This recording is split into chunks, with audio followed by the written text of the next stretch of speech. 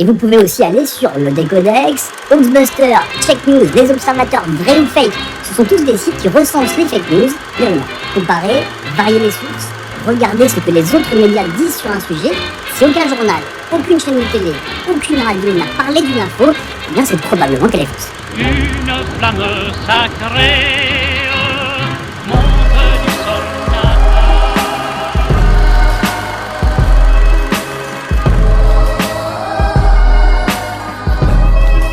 Robert Oxnam a siégé pendant plus d'une dizaine d'années à la tête de la prestigieuse institution culturelle américaine l'Asia Society. Il fait partie de ce que l'on appelle l'élite et côtoyait des gens comme Bill Gates, Warren Buffett, George Bush, etc. Mais il est également multiple, c'est-à-dire que sa personnalité est fractionnée. Il a été diagnostiqué avec un trouble dissociatif de l'identité et a écrit une autobiographie intitulée A Fractured Mind, un esprit fracturé. Essentially, what MPD or DID is a fracturing of one's identity because of vicious abuse that occurs usually in the first 3 or 4 years of life, before one's identity is completely formed.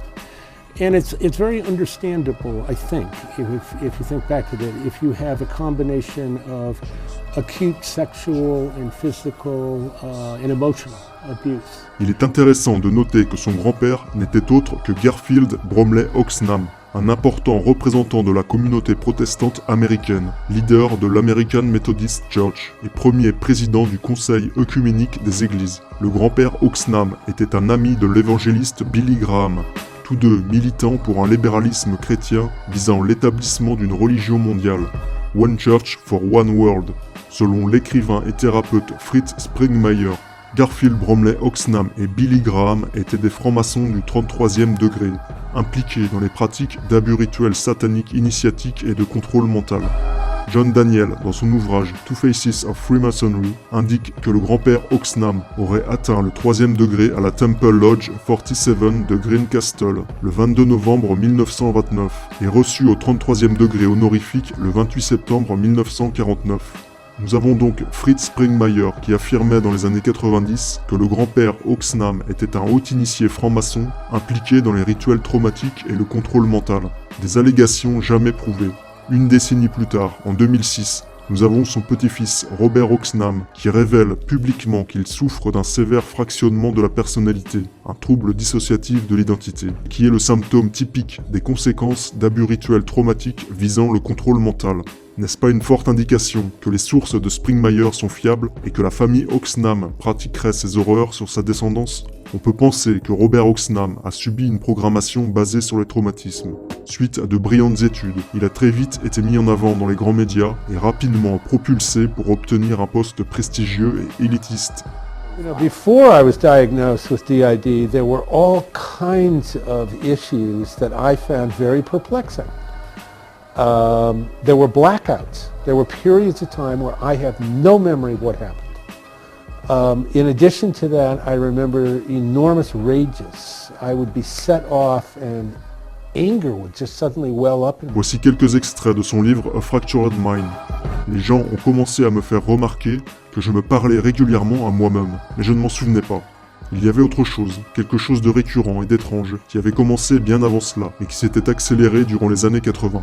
Il y avait des trous noirs dans ma mémoire, où j'étais incapable de me souvenir de quoi que ce soit de ce qui s'était passé durant un certain laps de temps. Parfois, lorsqu'un rendez-vous pour un déjeuner était annulé, je sortais à midi, et je revenais vers 15h sans savoir aucunement où j'avais été, ni ce que j'avais fait. Je rentrais fatigué et en sueur, je prenais rapidement une douche, et je retournais au travail. Une fois, lors d'un déplacement à Taïwan, une série de réunions a été annulée pour cause de jours fériés.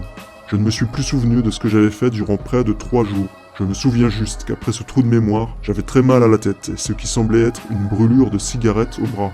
Un fait effrayant était que lorsque j'étais sur mon voilier, que je travaillais dessus, j'étais honnêtement incapable de faire appel à mes connaissances sur la Chine ou l'Asie. J'étais tout simplement une personne complètement différente.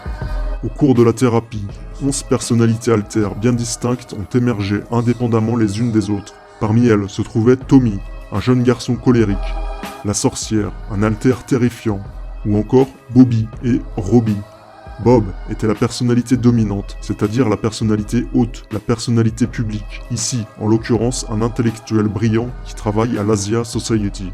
Dans sa vie publique, Robert Oxnam vaquait à ses occupations et à ses affaires, multipliant les rencontres avec de hauts dignitaires comme le Dalai Lama. Mais cette vie publique ne laissait rien entrevoir de ces profonds troubles de la personnalité. Les traumatismes de l'enfance sont généralement à l'origine du TDI, et Oxnam ne semble pas faire exception. Pendant sa thérapie, un alter nommé Baby a rapporté des mémoires sur des violences durant l'enfance. Il s'agissait de sévères abus sexuels et physiques, toujours accompagnés par ce genre de paroles. « Tu es mauvais, ceci est une punition ». Robert Oxnam a-t-il vécu des abus rituels? A-t-il subi un fractionnement intentionnel de la personnalité durant l'enfance? Fait-il partie d'une de ces familles maçonniques élitistes pratiquant le contrôle mental systématique sur sa descendance? D'où sortait le terrifiant alter sorcière? A-t-il subi une programmation mentale en préparation de la future carrière élitiste dans laquelle il a été rapidement propulsé? Toujours est-il que son cas démontre comment un individu peut avoir un trouble dissociatif de l'identité tout en menant des affaires à un haut poste en maintenant une façade publique tout à fait normale. Est-ce ce à quoi fait référence Fritz Springmeier lorsqu'il parle, je cite, d'esclaves sous contrôle mental totalement indétectables, afin de décrire ces individus volontairement fractionnés et programmés?